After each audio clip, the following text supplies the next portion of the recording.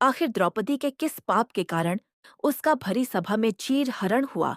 तो आइए जानते हैं कि द्रौपदी ने कौन सा पाप किया था, जिसके कारण अनेक योद्धाओं से खचाखच भरे हुए हस्तिनापुर के सभा भवन में उसके वस्त्र उतार कर उसे नग्न करने का प्रयत्न किया गया।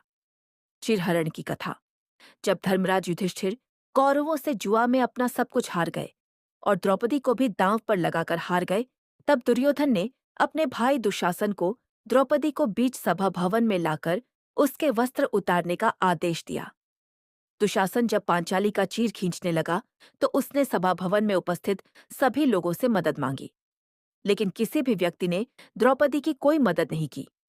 अंत में द्रौपदी ने अपने आप को असहाय जानकर उसने भगवान श्री कृष्ण को याद किया और उनसे अपनी लाज बचाने की प्रार्थना की और उनसे पूछा कि हे भक्तवत्सल, आप तो कहते हो कि मानव को अपने पाप और पुण्य कर्मों का ही फल उसका मान और अपमान कराता है।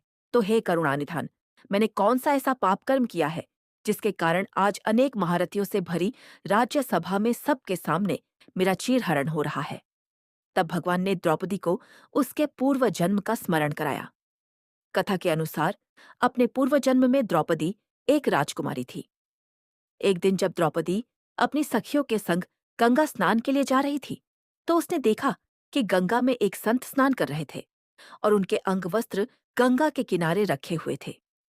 ये देखकर द्रौपदी को शरारत करने का विचार उसके मन में आया और उसने अपनी सखियों के साथ मिलकर उस संत के अंगवस्त्र एक स्थान पर छिपा दिए और चुपचाप किसी दूसरे घाट पर स्नान करने के लिए चली गई। स्नान करने के पश्चात अपनी सखियों के साथ हंसते हुए और आमोद प्रमोद करते हुए द्रौपदी अपने महल को चली गई। इधर जब संत गंगा स्नान करने के उपरांत जल से बाहर आए तो अपने वस्त्र गंगा तट पर न पाकर परेशान हो गए और इधर उधर खोजने लगे। बहुत खोजबीन के पश्चात संत को अपने अंगवस्त्र एक जगह छिपे हुए मिल गए।